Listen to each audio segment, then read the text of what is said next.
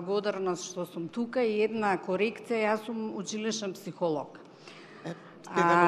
Се едно, ние наставниците и психолозите се чувствуваме многу комфорни, ушушкани во нашата комфорт зона кога зборуваме за теми од нашата експертиза. Денес нема да е така за мене. Јас можеби полесно ќе ми беше да зборувам за депресија кај младите или за тоа како социјалните мрежи влијаат во училиштата, но денеска добив задача, да кажам, да позборувам за тоа што јас всушност го работам во мојата работа.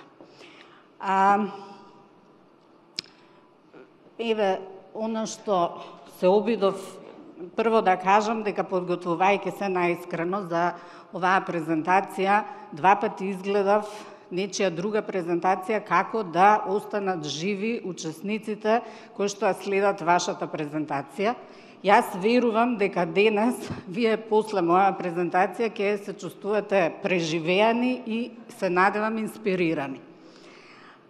Она што јас во една моја интроспекција по повод овој настап и оваа тема го направив за себе е дека станав свесна дека она што ја го правам, значи нити има некаков систем, нити има некаков теориски концепт кој стои зад тоа е прост човечки, базичен контакт помеѓу две личности, во кој јас се обидувам со она што го носам како личност да дадам поддршка. И верувам дека давам поддршка на учениците, да тие од тој наш контакт, од таа наша средба во тоа наше училиште, излезат посамоуверени, по-спознаени за тоа кои се нивни интереси, кои се нивни квалитети и верувам по-способни да се справуваат во својот живот. Она што исто сакам да кажам дека е реално, дека многу често наставниците денес растрчани да ги подготват дневните подготовки или да ги оценат учениците, имаат прилика за ваков контакт.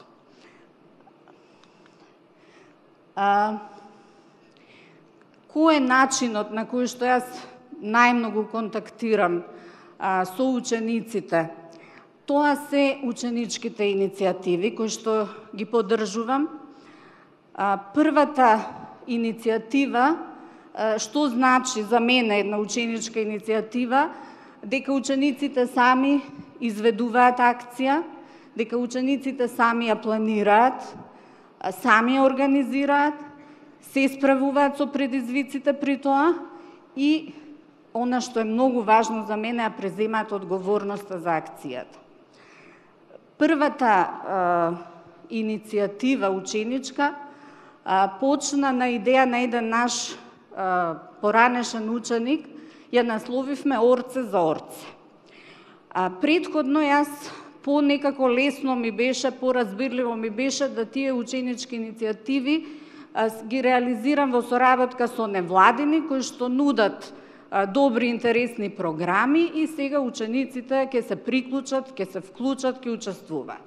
Меѓутоа, после оваа иницијатива сватив дека не сите активности што ги нудат невладините организации, други организации се интересни или не сите ученици се доволно храбри да се вклучат во тие.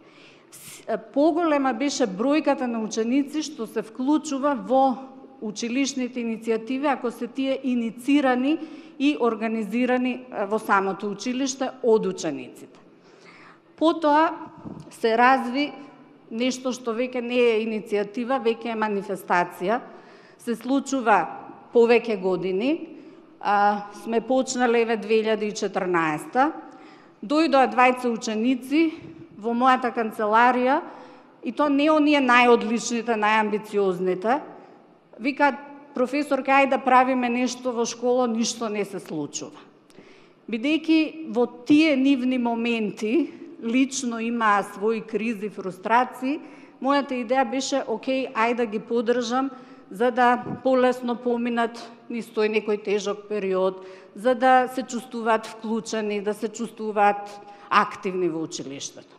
Ова што можете да го видите е првиот плакат на таа манифестација Денови на патронот и може да видите во секое кругче, значи тоа се реално работилници што се случиле во училиштето помеѓу часовите во двете смени во текот на една недела. Ова продолжува, нели, ќе се надевам дека и оваа година учениците ќе го продолжат и ќе го инициираат. Ова се следните. Овде само сакам да видите колку активности, значи кога на учениците ќе им ја дадеме довербата и кога ќе ги поддржиме, колку многу активности тие самите инициираат. Вака научив и што е стендап комеди, научив какви бои се користат за да се цртаат графити на платно и каде во градов може да се купи кугла за диско.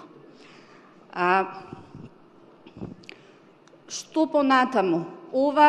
Ваквите манифестации завршуваат со гала вечер, каде што настапуваат музички бендови и јас на сите ве поканувам да дојдете да видите како тоа изгледа.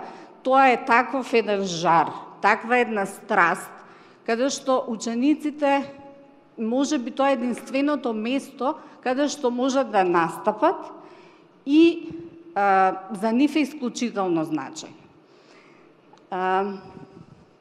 Еве, ова се некои фотографии што јас сегашните моментално актуелни иницијативи. Орце Токс, кој што ми е драго дека ученичката која што е исклучително вклучена е денес тука, учесник на хакатонот. Исто така акцијата на еколошката заедница на Орце. Значи јас лично имав предрасуди во околу ова, меѓутоа одлучив, одбрав да ја поддржам. Се работи за размена на носена облека, која што веќе им се здосадила, и ја бев скептична дали тоа ќе успее, дали не. Меѓутоа, она што повторно ми се докажува, и благодарам на Бјанка што е тука и што имаше разбирање за мене, како јас поминувам низ овој процес на прифаќање на ученичките иницијативи. Зошто е ова важно? Значи, зошто мене ми е важно или кој е мотивот? Сакам да ги поттикнам наставниците, кои што се овде присутни и верувам мотивирани, да се обидат да го направат тоа во своите училишта. Нека биде на ниво на клас, направете го со секцијата, направете го со ученичката заедница. Дајте им простор на младите да бидат активни и да преземат одговорност. Ги повикувам и учениците кои што се тука, да бидат упорни, истрајни во работата со наставниците и да веруваат дека наставниците имаат капацитет да предизвикаат промена кај себе, а таа промена ќе донесе до промена во училиштето.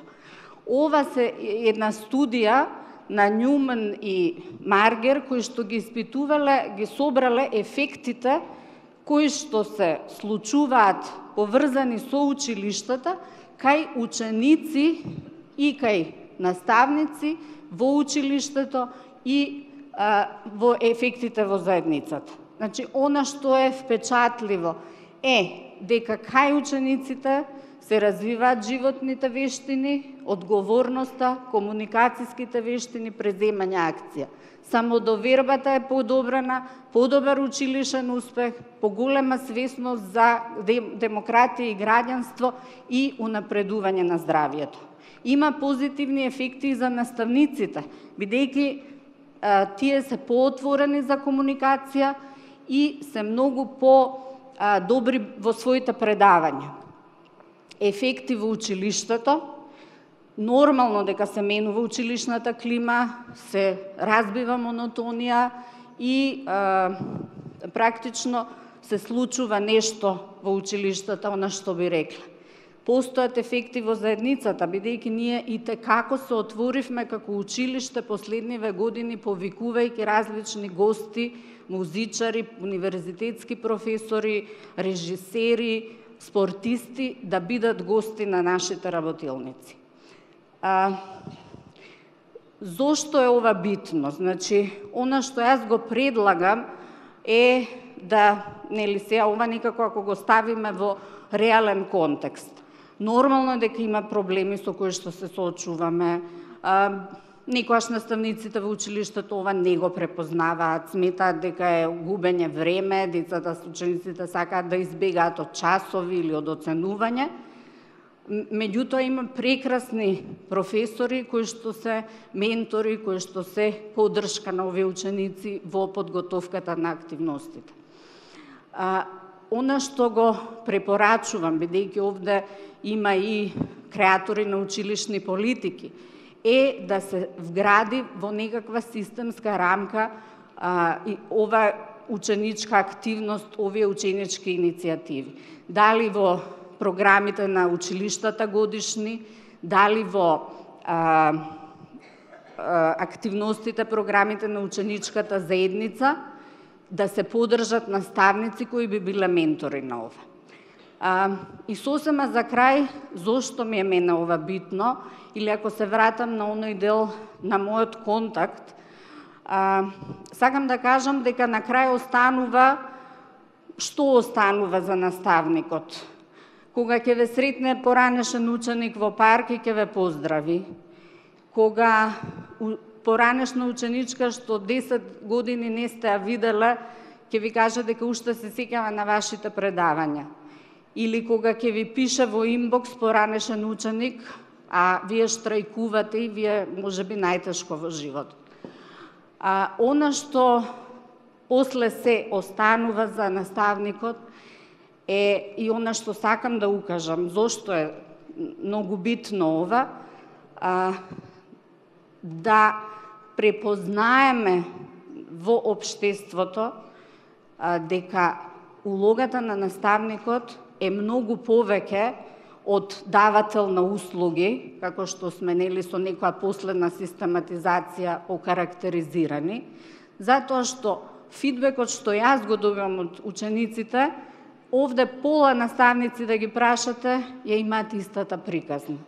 Значи, многу повеќе наставникот е исклучително битен за креирање на квалитетно образование. Многу повеќе значи во животот на учениците, отколку некој кој што само предава, пренесува знаење. И кога од другата страна ќе ги сватиме учениците, дека се многу повеќе од бројка во дневник или оценка на тест. Ви благодарам.